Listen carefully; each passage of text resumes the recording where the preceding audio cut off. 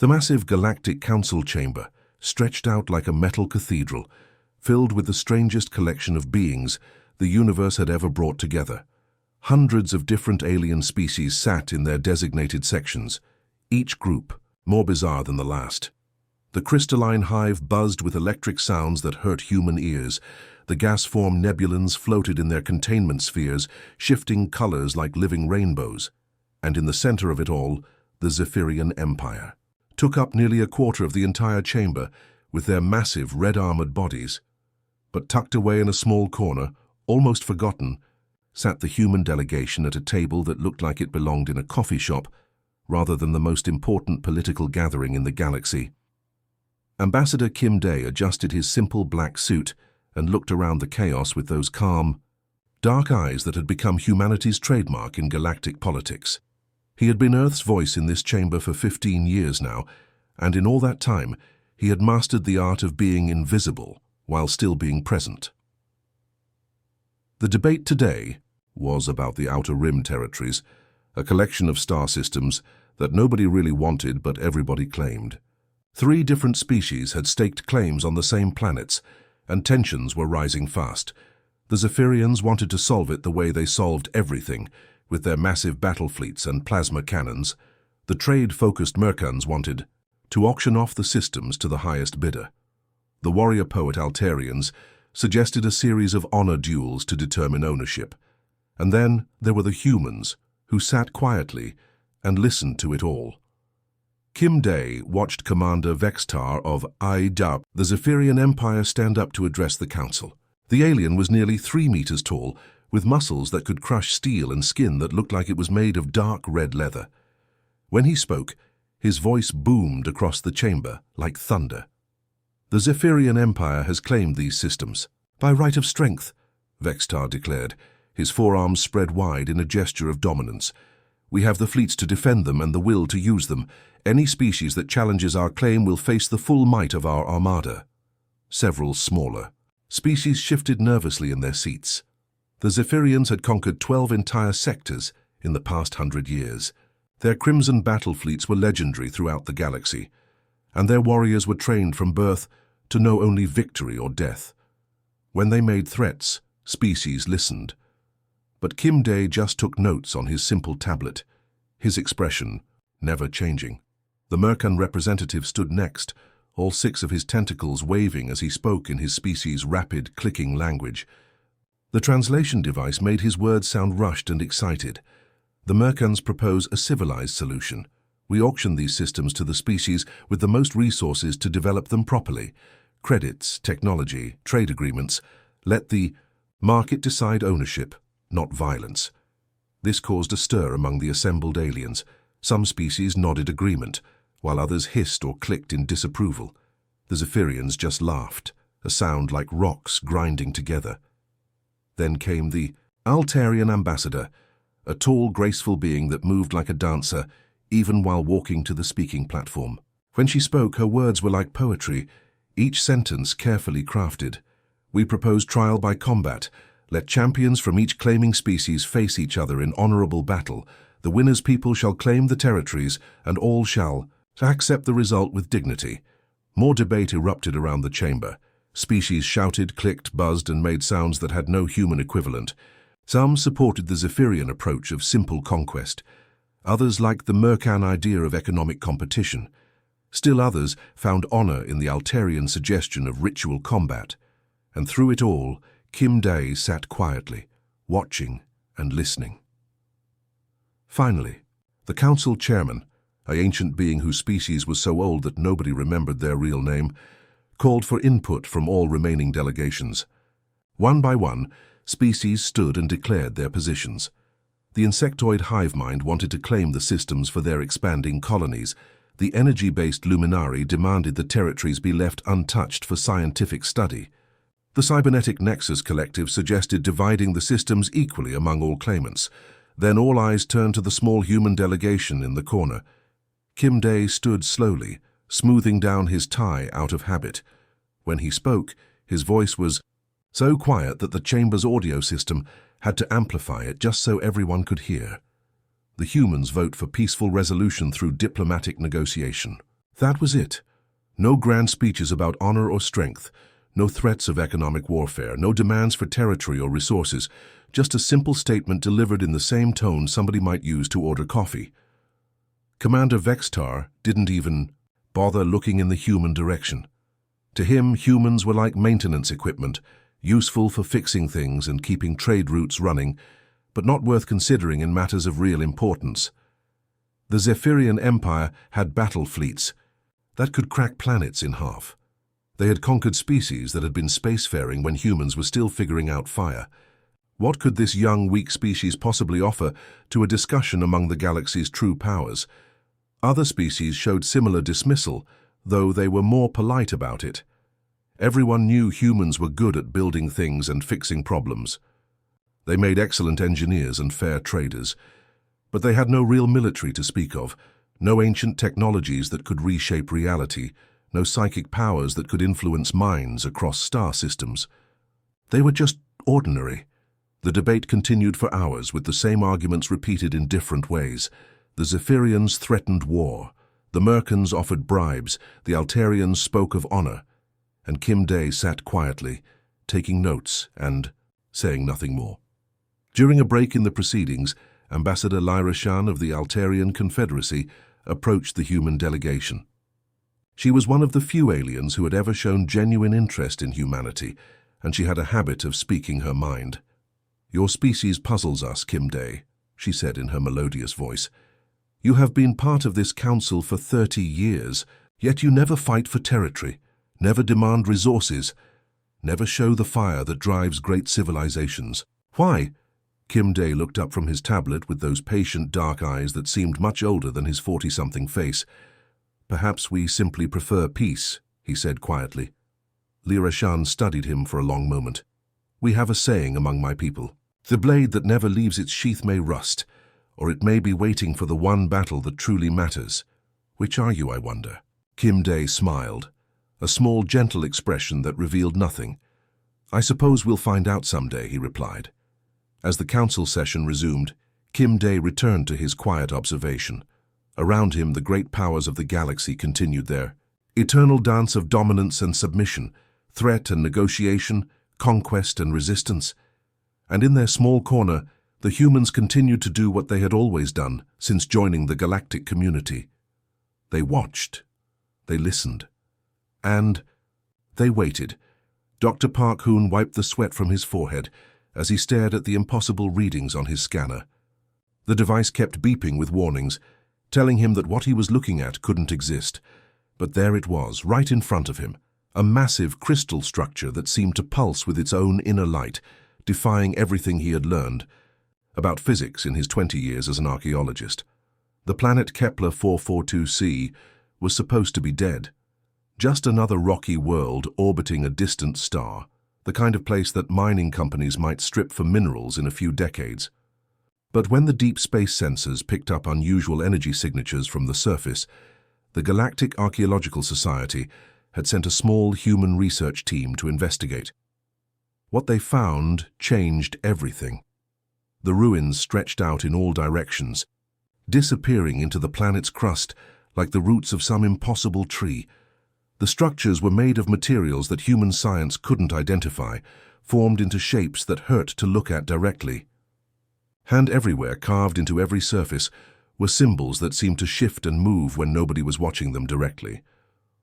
"Dr. Park, you need to see this," called Li Min from across the excavation site. She was crouched next to what looked like a doorway, her own scanner going crazy with readings that made no sense.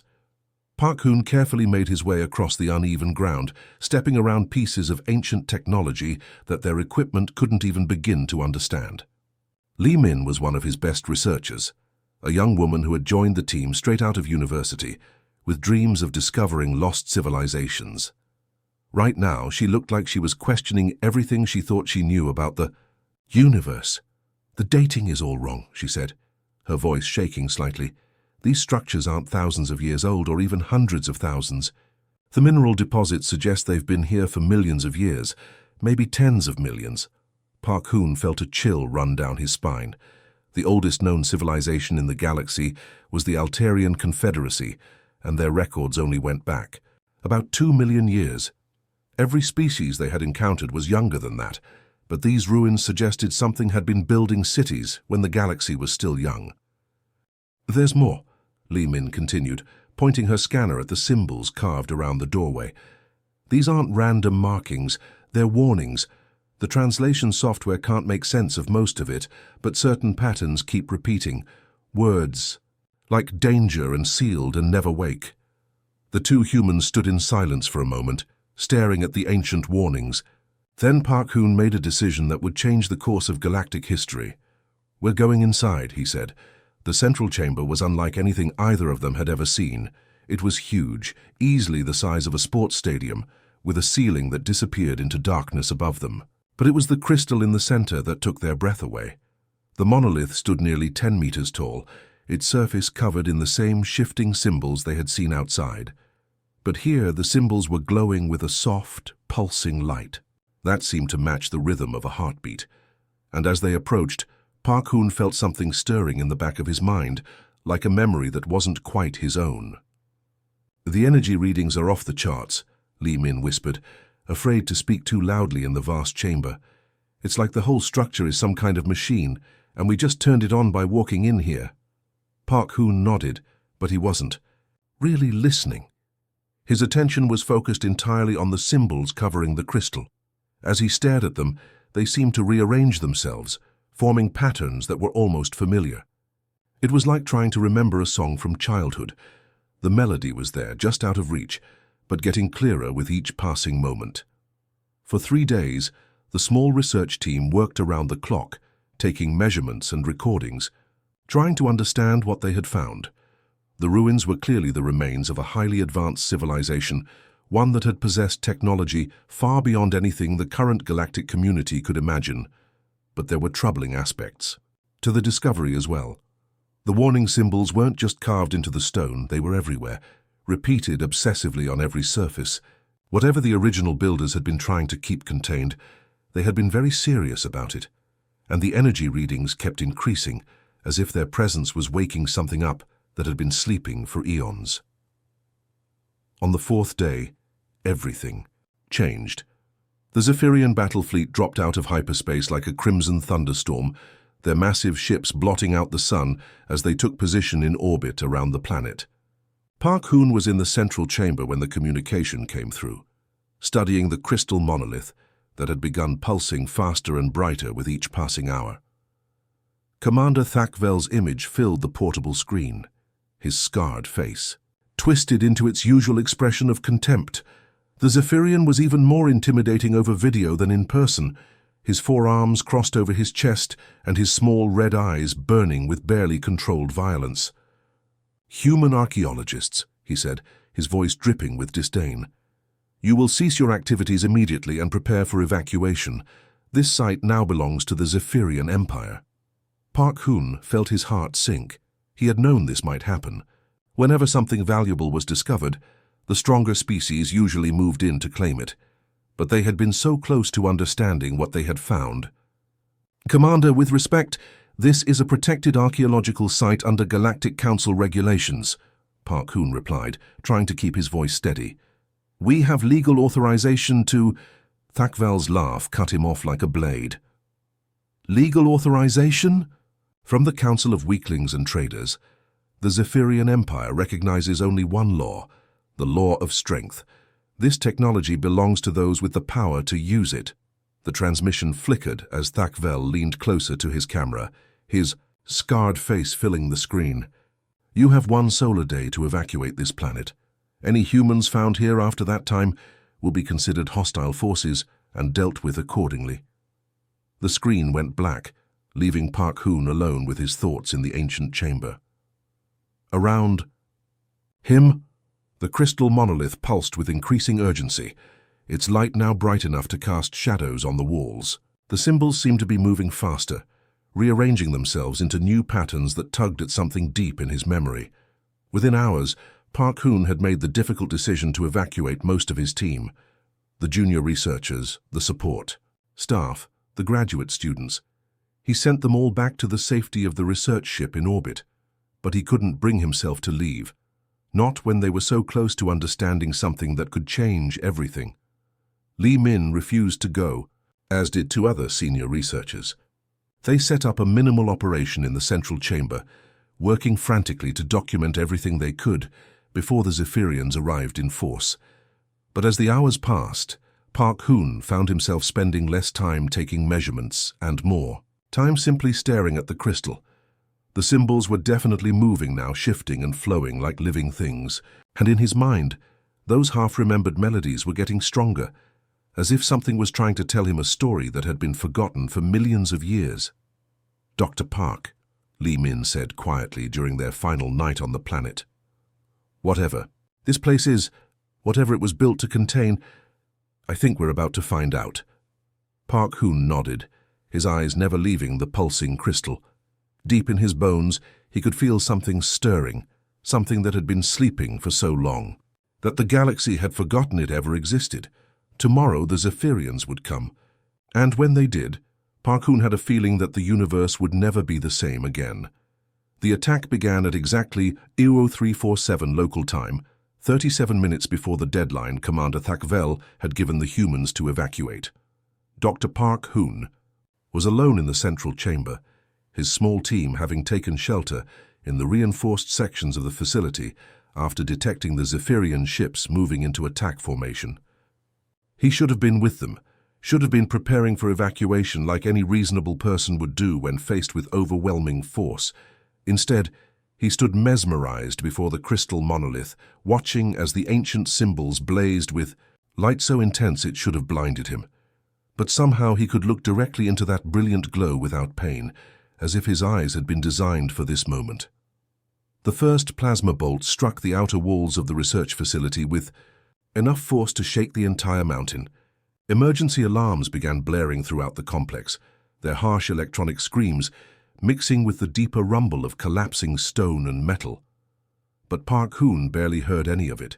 His entire focus was locked on the crystal, where the symbols were now moving so fast they looked like liquid fire flowing across the surface. "Dr. Park, you need to get to the safe zone now." Li Min's voice crackled over the communication system, barely audible over the sound of destruction. "The whole facility is coming down." He heard her words, understood what they meant, but couldn't make himself move. Something was happening to his mind, memories that weren't his own flooding in like water through a broken dam, images of vast cities among the stars, ships that could cross the galaxy in moments, beings that looked human but carried themselves with the authority of gods. Another explosion, much closer this time. Chunks of ancient stone crashed down around him, but the crystals seemed to protect him, its light forming a barrier that deflected the falling debris. In that protective glow, Park Hoon began to understand what his team had really discovered. This wasn't just an archaeological site. It was a tomb, a prison, a warning left by a civilization that had voluntarily hidden itself away because its power was too dangerous for the galaxy to handle. The Zephyrian attack intensified, their plasma cannons systematically destroying every structure on the planet's surface. They weren't trying to capture the technology anymore. They were trying to eliminate any witnesses to their theft. In the commander's mind, a few dead human archaeologists were a small price to pay for claiming ancient weapons that could make his empire unstoppable. But they had made one critical mistake. They had spilled human blood on sacred ground. Park Hoon reached toward the crystal, his hand trembling as it approached the blazing surface. The moment his fingers made contact, everything changed. The memories weren't just flowing into his mind anymore. They were exploding through every cell in his body, rewriting his DNA with information that had been locked away for millions of years. "The memory. It's all here," he whispered, his voice carrying an odd echo as if someone else was speaking through him. "We were never just from Earth. We were—" The transmission to his team cut to static as the final Zephyrian bombardment brought down the central chamber. Tons of rock and metal crashed down on the crystal monolith, burying it beneath rubble that would take industrial equipment months to clear. But in that final moment before the stone fell, something else happened. A pulse of energy, invisible to Zephyrian sensors but detectable across vast distances by those who knew how to look for it, spread out from the buried crystal at the speed of thought. It touched every human in the galaxy, from the farmers on, distant colonies to the diplomats in the core worlds, carrying with it a simple message. The long sleep was over. Commander Thackervell stood on the bridge of his flagship, watching the last of the human facility disappear under a pile of smoking rubble. The attack had been efficient and complete. No survivors, no witnesses, and best of all, no one to challenge. Zephyrian claims to whatever technology the ruins contained. "Prepare a salvage team," he ordered his subordinates. "I want every piece of alien technology catalogued and transported to our research stations. This discovery will make the Empire stronger than ever." What he didn't know was that his sensors had missed something crucial. Deep beneath the rubble, the crystal was still intact, still pulsing with that strange light. And the energy it was releasing was spreading through subspace like ripples on a pond, carrying its ancient message to receivers that had been waiting for this moment for 30 years. 2 days later, Thackervell filed his official report with the Galactic Council. The humans, he claimed, had died in an unfortunate accident while tampering with dangerous ancient technology. Their curiosity had finally exceeded their caution, and they had paid the ultimate price for their recklessness. As for the ruins themselves, the bombardment had unfortunately destroyed most of the site, making detailed study impossible. Most council members accepted this explanation without question. After all, humans were known for pushing boundaries and taking risks in the name of scientific discovery. It was tragic but hardly surprising that they had finally encountered something beyond their ability to handle safely. But not everyone was convinced. Ambassador Kim Day sat in his private quarters aboard the diplomatic station, staring at Thackervell's report on his tablet. The official language was carefully neutral, designed to deflect responsibility while claiming salvage rights to whatever remained of the archaeological site. But Kim Day could read between the lines. This hadn't been an accident. This had been murder. For a long moment, he simply sat in silence, his dark eyes reflecting thoughts that ran deeper than anyone might have guessed. Then he reached into his desk drawer and pulled out a communication device that looked nothing like current galactic technology. Its surface was smooth and featureless, except for a single symbol that matched those found in the ancient ruins. The device had been in his family for generations, passed down from parent to child, along with stories that most people would have dismissed as fantasy. Stories about humanity's true origins, about a time when their ancestors had walked among the stars as guardians and judges. Stories about a power so terrible that they had chosen to forget it rather than risk destroying. The galaxy? Kim Day activated the device with a touch, watching as the symbol began to glow with soft blue light. When he spoke, his voice was quiet, but carried an authority that would have surprised anyone who knew him as the mild-mannered human diplomat. "This is Priority 1, he said, the words carrying across space through channels that existed outside. Normal communication networks. The compact has been broken. Human blood has been spilled on sacred ground. Begin the awakening protocol." Across human space, similar devices activated in the hands of people who looked ordinary, but carried themselves with subtle differences that careful observers might have noticed. They lived longer than normal humans, aged more slowly, and sometimes seemed to know things they shouldn't. Most had families and jobs and normal lives, but they all shared one secret characteristic. They remembered. On New Geneva, a shopkeeper named Cho Bin closed his store early and walked to a hidden room in his basement where maps of the galaxy covered every wall. On Kepler Station, an engineer named Yu Jin stopped her repair work and began accessing computer systems that officially didn't exist. On dozens of worlds throughout human territory, sleeper agents who had been living normal lives for decades suddenly became something else entirely. The message was simple, but its implications were staggering. For 30 years, humanity had played the role of the galaxy's harmless neighbors, content to build and trade and keep to themselves. They had been the perfect galactic citizens, peaceful, helpful, and utterly non-threatening. But that had all been an act, a carefully maintained fiction designed to let a sleeping giant rest undisturbed. Now the giant was waking up. Within hours of Kim Day's transmission, Strange reports began filtering in from the edges of human space. Ships were going missing, not destroyed but simply vanishing without trace or distress signal. Communication networks were being accessed by users who didn't officially exist, and deep in the research facilities that humanity claimed were used. For civilian purposes, lights were coming on in sections that had been dark for 30 years. The Zephyrian Empire had wanted to test humanity's strength by spilling human blood on ancient ground. They were about to get their wish. Captain Song. Wu had been running cargo between human colonies for 15 years, and he prided himself on keeping a tight schedule. The Peaceful Dawn was an old ship, but she was reliable, and her crew of 12 had worked together so long they could practically read each other's minds. So when the cargo hauler was found drifting silent and empty near the Centauri trade route, it sent shockwaves through the merchant fleet community. The ship was completely intact, no signs of battle damage, no evidence of pirates or mechanical failure. The cargo holds were still sealed and full of mining equipment bound for the outer colonies. The crew quarters looked like people had simply vanished in the middle of their daily routines. Meals half-eaten, personal belongings scattered around, duty logs that cut off mid-sentence. But there were no bodies, no distress signals in the communication logs, no indication of what had happened to 13 experienced spacers who had vanished without a trace. The salvage team that found the Peaceful Dawn reported one other strange detail.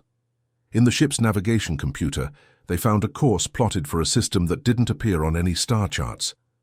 When they tried to access the file, it deleted itself, leaving behind only corrupted data that their best technicians couldn't recover. Within a week, similar reports began flooding in from across human space. The cargo ship New Horizon was found empty near the Vega system, her crew of 20 gone without explanation. A passenger liner carrying 300 people to a new colony world was discovered, drifting in deep space, every cabin empty, but showing no signs of struggle or panic. Mining operations on asteroid belts fell silent in the middle of their shifts. Research stations stopped responding to calls, their automated systems still functioning, but their personnel nowhere to be found. Entire colonies would go dark overnight, their communication arrays still working, but broadcasting only pre-recorded. Messages claiming everything was normal. The pattern was always the same. No violence, no destruction, just people vanishing as if they had simply decided to walk away from their entire lives at exactly the same moment.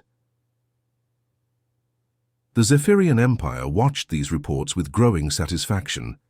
In their minds, this was proof that humanity was even weaker than they had imagined. Faced with the loss of their archaeological team and the clear message that the Zephyrians were now the dominant force in this region of space, humans were abandoning their colonies and fleeing to the core worlds like frightened animals. Commander Thakvel issued orders for his fleets to begin moving into former human territories, claiming systems that appeared to be ripe for the taking. Why waste time and resources on lengthy conquest campaigns when the humans were handing over their colonies without a fight? Other species in the Galactic Council began expressing concern about the situation. The Altarian Confederacy sent diplomatic messages asking about the welfare of human civilians. The Mercan Trade Alliance worried about disruptions to commercial shipping routes. Even the normally isolationist Crystalline Hive sent formal inquiries about the mass disappearances. But every message sent to human worlds received the same response: polite, automated replies claiming that everything was proceeding normally, and that reports of missing persons were greatly exaggerated. The human government, such as it was, seemed to be functioning normally. Bills were paid on time, trade agreements were honored, and diplomatic obligations were fulfilled with typical human efficiency. It was as if someone was keeping up appearances while the actual people slowly vanished from human space. Dr. Yoon, CEO, had been studying xenobiology on the research station orbiting Kepler 442c when the first disappearances began. As one of the galaxy's leading experts on energy-based lifeforms, she was naturally curious about the strange readings that deep space sensors were picking up throughout human territory. The energy signatures were unlike anything in the databases. They moved through space without visible ships, traveled faster than should be possible, and seemed to appear and disappear at will. Most disturbing of all, they were clearly artificial, too organized and purposeful to be natural phenomena, but based on technology that shouldn't exist. Yoon Seo had spent weeks analyzing the data, running it through every theoretical model she could find. Most of the signatures made no sense at all, but a few matched patterns she had seen in her research on extinct civilizations. The energy readings looked like what her computer models predicted for technologies that were millions of years ahead of current galactic science. But that was impossible. No known species possessed such advanced capabilities, and the readings were coming from human space, where the most sophisticated technology was barely a century old. She had been preparing to present her findings to the Galactic Science Council when she noticed something strange. Her research facility was getting very quiet. The night shift that normally bustled with activity was almost empty. The cafeteria that usually served dozens of scientists was serving meals for just a handful of people. When she checked the staff directory, she found that most of her colleagues had been reassigned to other projects or had taken extended leave. The few people remaining claimed not to notice anything unusual, giving vague answers when she asked about missing team members. Then she tried to access the communication systems to send her report and found that the external networks were restricted. She could receive messages from outside the station, but couldn't send anything out. When she asked the station administrator about the communication blackout, she was told it was temporary maintenance that would be resolved soon. But days passed, and the restrictions remained in place. On her 10th night alone in the research facility, Yoon Seo was working late in her laboratory when she realized something that made her blood run cold.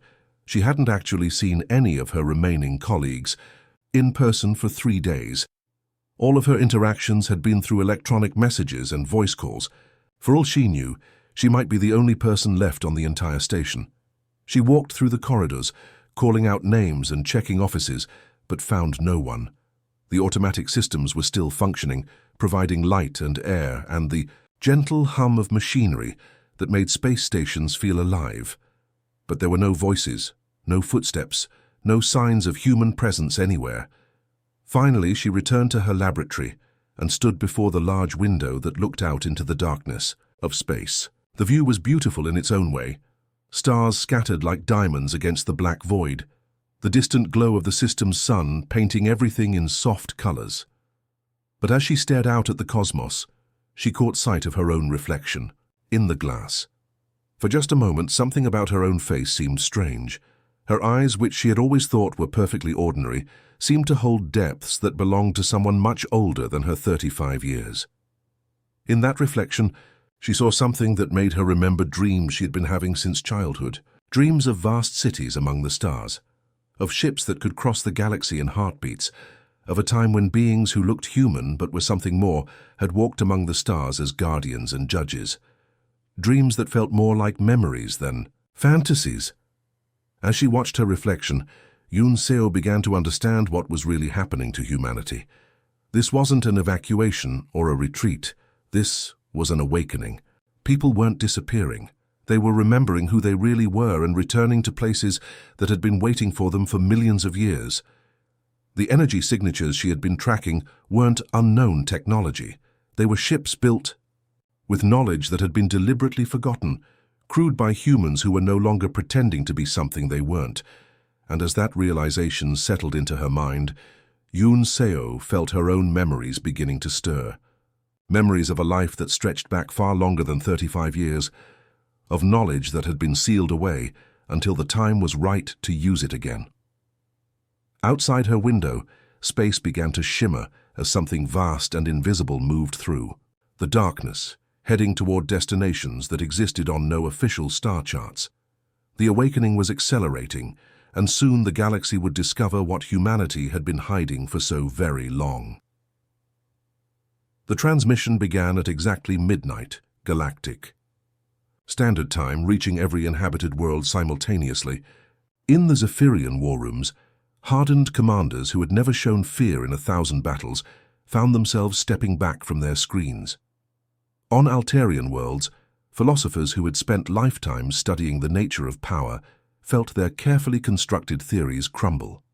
Even the ancient crystalline hive, which communicated through pure thought, fell silent as the message reached them through frequencies that shouldn't have existed. The figure on the screen looked human, but everything about him was wrong. His face was familiar enough. The dark eyes, the calm expression, the unremarkable features that had made humans seem so harmless for 30 years. But now those same features carried an authority that made the mightiest warriors in the galaxy feel like children caught misbehaving. "I am Commander Kang Te, speaking for the species you knew as humanity," the figure announced, and his voice seemed to come from everywhere at once, bypassing communication systems and speaking directly into the minds of everyone who heard it. "You believed us to be young, peaceful, unremarkable. This was by design."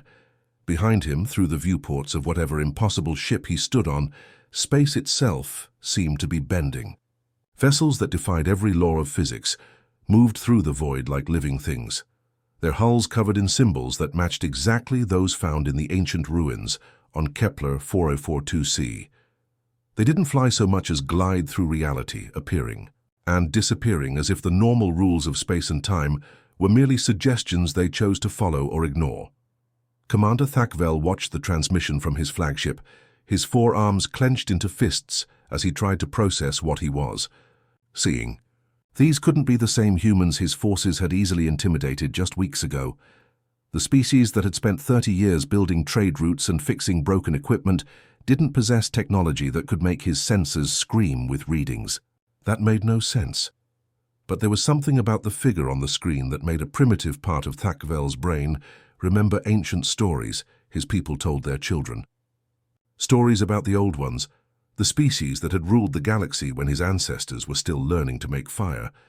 Species so powerful that they had become myths, legends used to frighten young warriors into behaving.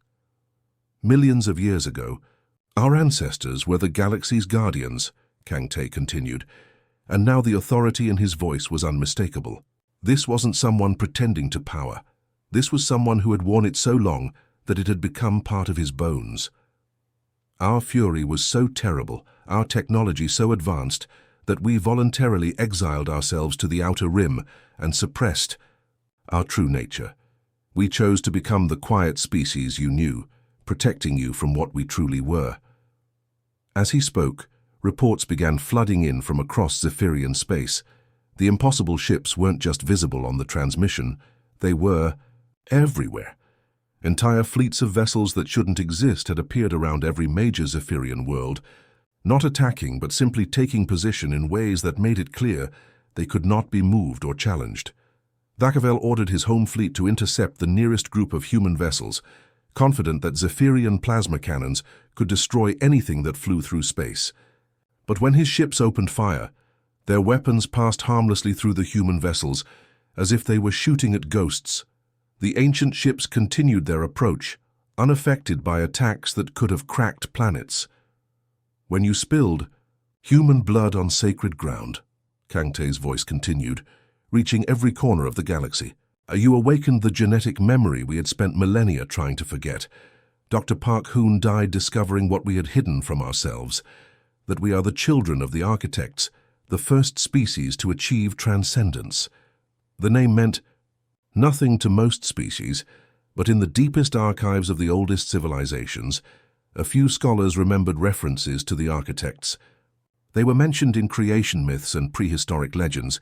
Beings who had supposedly built the first hyperspace routes, established the laws that governed interstellar civilization, and then vanished when their work was complete. Most historians considered them fictional, symbols created by primitive species to explain technologies they didn't understand.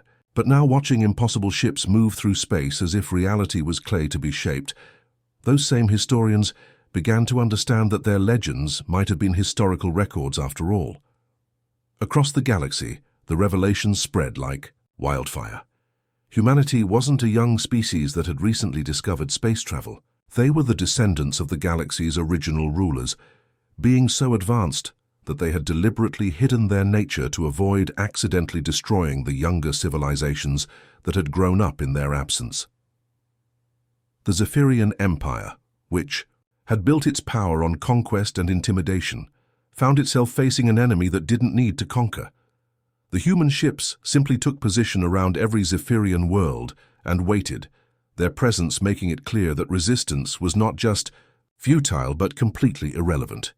"We chose silence to protect you from ourselves," Kangte continued, his image now appearing on screens that had been turned off, speaking through communication systems that had been disconnected. "That choice has been revoked.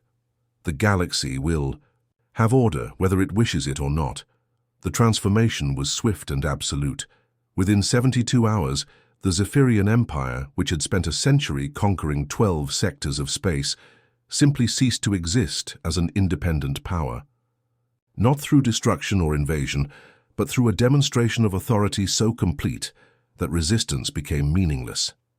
The Zephyrian military, which had terrorized the galaxy for generations, found their weapons systems remotely disabled. Their ships still flew, their crews were unharmed, but they could no longer project force beyond their own atmosphere. The empire that had built its identity on strength discovered that they were children playing with toys in the presence of adults who had decided playtime was over.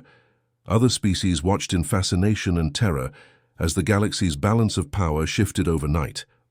The humans they had known for 30 years, the quiet engineers and patient diplomats, revealed themselves to be something that had been deliberately restraining itself. And now that restraint was gone. In the depths of space, aboard a ship that existed partially outside normal reality, Ambassador Kim Day stood before a vast viewport, watching the galaxy adapt to its new reality. The mild-mannered diplomat who had spent decades sitting quietly in council meetings was gone, replaced by someone whose eyes held the weight of millions of years. He looked exactly the same as he always had, but now it was impossible to mistake him for anything other than what he truly was, one of the inheritors of a legacy that predated most civilizations. The patient smile he had worn for 30 years was still there, but now it carried undertones that made it clear this was not someone who could be threatened, bargained with, or ignored. Around him, beings who had spent their lives pretending to be ordinary humans worked at control stations that manipulated forces beyond current scientific understanding. They moved with the efficiency of people who had been doing this job for far longer than any single lifetime, coordinating the establishment of a new galactic order with the same quiet competence they had once used to fix broken hyperspace drives. "They forced our hand," said Li Min, who had been Dr. Park Hoon's research assistant and was now revealed as something far more significant. "We tried to give them time to mature, to develop wisdom alongside their technology, but they chose violence instead." Kim Day nodded slowly, his gaze still fixed on the stars. "We offered them 30 years of peace. We showed them what cooperation could accomplish. They responded by murdering our people and claiming our sacred sites. Through the ship's impossible sensors, they could see the effects of their intervention spreading across the galaxy. Wars that had raged for decades simply stopped, as the combatants realized they were being watched by powers that could end conflicts with a thought. Pirates and raiders found their ships mysteriously disabled whenever they threatened peaceful traders. Corrupt governments discovered that their communications were being monitored by entities who possessed technology that made privacy a gift rather than a right. The galaxy was learning a new kind of order, not one imposed through conquest or maintained through fear, but one established by beings who possessed the power to enforce their will absolutely and the wisdom to use that power with restraint. For 30 years, humanity had tried to be something gentler, something that could coexist peacefully with younger species while they learned to govern themselves responsibly. They had played the role of helpful neighbors, offering assistance without demanding submission, sharing knowledge without claiming authority. But the galaxy had interpreted their restraint as weakness, their patience as vulnerability. And when violence had been offered in response to their peace, humanity had made a decision that would reshape the cosmos. The age of chaos was ending. The Guardians had returned to their post, and the galaxy would have order whether it wished it or not. The humans had tried to be something kinder, but the universe had made that impossible. Now they would be what they had always been, the children of the architects, the inheritors of transcendence, the species that had shaped the galaxy's first laws and would now establish its final peace. The ancient fury was unleashed, and it would reshape everything.